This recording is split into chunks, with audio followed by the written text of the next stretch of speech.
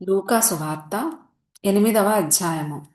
వెంటనే ఆయన దేవుని రాజ్య సువార్తను తెలుపుచు ప్రకటించుచు ప్రతి పట్టణములోను ప్రతి గ్రామములోను సంచారము చేయుచుండగా 12 మంది శిష్యులను, అపవిత్రాత్మలను, వ్యాధులను పోగొట్టబడిన కొందరు స్త్రీలను, అనగా 7 దయ్యములు వదిలిపోయిన మగ్దలేనే అనబడిన మరియయు, హేరోదు యొక్క గృహ నిర్వాహకుడగు కూజా భార్యయగు యోహన్నయు, సూసన్నయు ఆయనతో కూడా ఉండిరి. వీరును ఇతరులనేకులను తమకు కలిగిన ఆస్తితో వారికి ఉపచారము చేయుచూ వచ్చిరి. బహుజనసమూహము కూడి ప్రతి పట్టణము నుండి ఆయన యొద్దకు వచ్చుచుండగా ఆయన ఉపమాన రీతిగా ఇట్లనెను. విత్తువాడు తన విత్తనములు విత్తుటకు బయలుదేరెను. అతడు విత్తుచుండగా కొన్ని విత్తనములు త్రోవ ప్రక్కను పడి త్రొక్కబడెను గనుక ఆకాశ పక్షులు వాటిని మింగివేశెను. మరికొన్ని రాతి నేలను పడి మొలిచి చెమ్మలేనందున ఎండిపోయెను. మరికొన్ని ముండ్ల పొదల నడుమ పడెను. ముండ్ల పొదలు వాటితో మొలిచి వాటిని అణచివేశెను. మరికొన్ని మంచి నేలను పడెను. అవి మొలిచి నూరంతలుగా ఫలించెననెను. ఈ మాటలు పలుకుచు వినుటకు చెవులు గలవాడు వినుగాక అని బిగ్గరగా చెప్పెను. ఆయన శిష్యులు ఈ ఉపమాన భావమేమిటని ఆయనను అడగగా ఆయన, దేవుని రాజ్య మర్మములెరుగుట మీకు అనుగ్రహింపబడి ఉన్నది.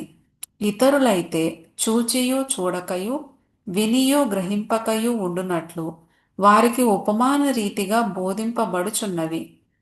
ఈ ఉపమాన భావమేమనగా, విత్తనము దేవుని వాక్యము. త్రోవ ప్రక్కనుండువారు వారు వినువారు గాని నమ్మి రక్షణ పొందకుండునట్లు అపవాది వచ్చి వారి హృదయములో నుండి వాక్యమెత్తుకొని పోవును. రాతి నేల నుండువారెవరనగా, వినునప్పుడు వాక్యమును సంతోషముగా అంగీకరించువారు గాని వారికి వేరు లేనందున కొంచెము కాలము నమ్మి శోధన కాలమున తొలగిపోవుదురు. ముండ్ల పొదలలో పడిన విత్తనమును పోలిన వారెవరనగా, విని కాలము గడిచిన కొలది ఈ జీవన సంబంధమైన విచారముల చేతను ధనభోగముల చేతను అణచివేయబడి పరిపక్వముగా ఫలింపని వారు. మంచి నేల నుండు విత్తనమును పోలిన వారెవరనగా, యోగ్యమైన మంచి మనస్సుతో వాక్యము విని దానిని అవలంబించి ఓపికతో ఫలించువారు. ఎవడును దీపము ముట్టించి పాత్రతో కప్పివేయడు, మంచము క్రింద పెట్టడు గాని లోపలికి వచ్చువారికి వెలుగు అగపడవలెనని దీపస్తంభము మీద దానిని పెట్టును. తేటపరచబడని రహస్యమేదియూ లేదు, తెలియజేయబడకయు బయలుపడకయు నుండు మరుగైనదేదియూ లేదు. కలిగిన వానికి ఇయ్యబడును, లేనివాని యొద్ద నుండి తనకు కలదని అనుకొనున్నది కూడా తీసివేయబడును గనుక మీరేలాగు వినుచున్నారో చూచుకొనుడని చెప్పెను. ఆయన తల్లియు సహోదరులను ఆయన యొద్దకు వచ్చి జనులు గుంపుగా ఉండుట చేత ఆయన దగ్గరకు రాలేకపోయిరి. అప్పుడు నీ తల్లియు నీ సహోదరులను నిన్ను చూడగోరి వెలుపల నిలిచియున్నారని ఎవరో ఆయనకు తెలియజేసిరి. అందుకాయన, దేవుని వాక్యము విని దాని ప్రకారము జరిగించు వీరే నా తల్లియు నా సహోదరులునని వారితో చెప్పెను. మరి ఒకనాడు ఆయన తన శిష్యులతో కూడా ఒక దోణి ఎక్కి సరస్సు అద్దరికి పోదమని వారితో చెప్పగా వారు ఆ దోణెను త్రోసి బయలుదేరిరి. వారు వెళ్ళుచుండగా ఆయన నిద్రించెను. అంతలో గాలివాన సరస్సు మీదికి వచ్చి దోణి నీళ్లతో నిండినందున వారు అపాయకరమైన స్థితిలో ఉండిరి. గనుక ఆయన యొద్దకు వచ్చి, ప్రభువా ప్రభువా, నశించిపోవుచున్నామని చెప్పి ఆయనను లేపిరి. ఆయన లేచి గాలిని నీటి పొంగును గద్దింపగానే అవి అణగి నిమ్మళమాయెను. అప్పుడు ఆయన, మీ విశ్వాసం ఎక్కడా అని వారితో అనెను. అయితే వారు భయపడి ఈయన గాలికిని నీళ్లకును ఆజ్ఞాపింపగా అవి లోబడుచున్నవే, ఈయన ఎవరో అని ఒకనితోనొకడు చెప్పుకొని ఆశ్చర్యపడిరి. వారు గలిలయకు ఎదురుగా ఉండు గెరసీనీయుల దేశమునకు వచ్చిరి. ఆయన ఒడ్డున దిగినప్పుడు ఆ ఊరివాడొకడు ఆయనకు ఎదురుగా వచ్చెను. వాడు దయ్యములు పట్టినవాడై బహుకాలము నుండి బట్టలు కట్టుకొనక సమాధులలోనే గాని ఇంటిలో ఉండువాడు కాడు.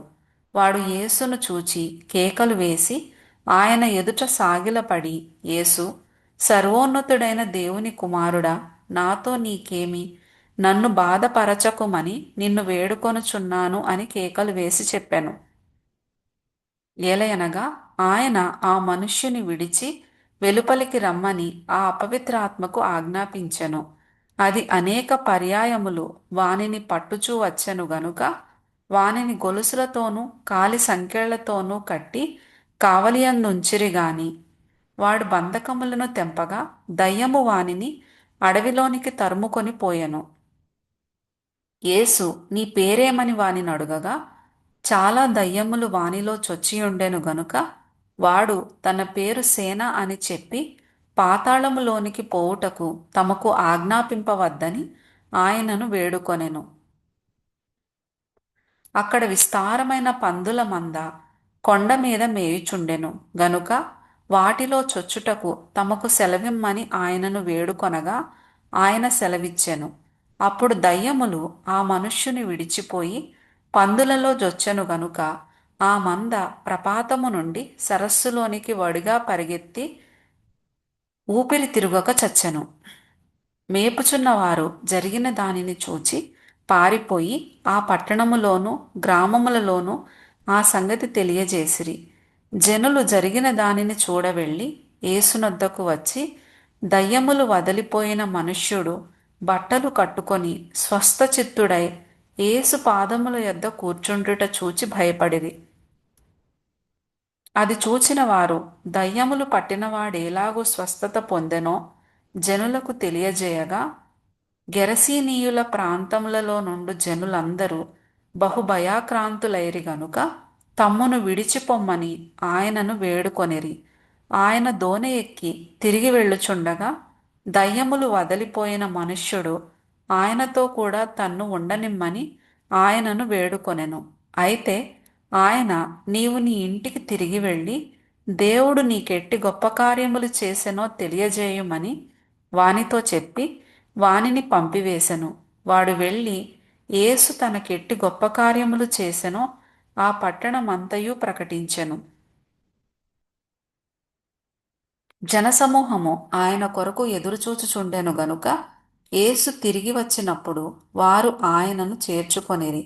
అంతటా ఇదిగో, సమాజ మందిరపు అధికారి అయిన యాయీరు అను ఒకడు వచ్చి యేసు పాదముల మీద పడి, ఇంచుమించు 12 ఈడుగల తన ఒక్కతే కుమార్తె చావసిద్ధముగా ఉన్నది గనుక తన ఇంటికి రమ్మని ఆయనను బతిమాలుకొనెను. ఆయన వెళ్ళుచుండగా జనసమూహములు ఆయన మీద పడుచుండిరి. అప్పుడు 12 నుండి రక్తస్రావ రోగము గల ఒక స్త్రీ ఎవని చేతను స్వస్థత నొందనిదై ఆయన వెనుకకు వచ్చి ఆయన వస్త్రపు చెంగు ముట్టెను. వెంటనే ఆమె రక్తస్రావము నిలిచిపోయెను. నన్ను ముట్టినది ఎవరని యేసు అడగగా అందరును మేమెరుగమన్నప్పుడు పేతురు, ఏలినవాడ, జనసమూహములు కిక్కిరిసి నీ మీద పడుచున్నారనగా యేసు, ఎవడో నన్ను ముట్టెను, ప్రభావము నాలో నుండి వెడలిపోయినదని నాకు తెలిసినదనెను. తాను మరుగై ఉండలేదని ఆ స్త్రీ చూచి వణకుచూ వచ్చి ఆయన ఎదుట సాగిలపడి తాను ఎందు నిమిత్తము ఆయనను ముట్టెనో వెంటనే తాను ఏలాగు స్వస్థపడెనో ఆ సంగతి ప్రజలందరి ఎదుట తెలియజెప్పెను. అందుకాయన, కుమారి, నీ విశ్వాసము నిన్ను స్వస్థపరచెను, సమాధానము గలదానవై పొమ్మని ఆమెతో చెప్పెను. ఆయన ఇంకనూ మాటలాడుచుండగా సమాజ మందిరపు అధికారి ఇంట నుండి ఒకడు వచ్చి, నీ కుమార్తె చనిపోయినది, బోధకుని శ్రమ పెట్టవద్దని అతనితో చెప్పెను. యేసు ఆ మాట విని, భయపడవద్దు, నమ్మిక మాత్రముంచుము, ఆమె స్వస్థపరచబడునని అతనితో చెప్పి ఇంటికి వచ్చినప్పుడు పేతురు, యోహాను, యాకోబు అనువారిని ఆ చిన్నదాని తల్లిదండ్రులను తప్ప మరెవరిని ఆయన లోపలికి రానీయలేదు. అందరును ఆమె నిమిత్తమై ఏడ్చుచు రొమ్ము కొట్టుకొనుచుండగా ఆయన వారితో, ఏడవవద్దు, ఆమె నిద్రించుచున్నదే గాని చనిపోలేదని చెప్పెను.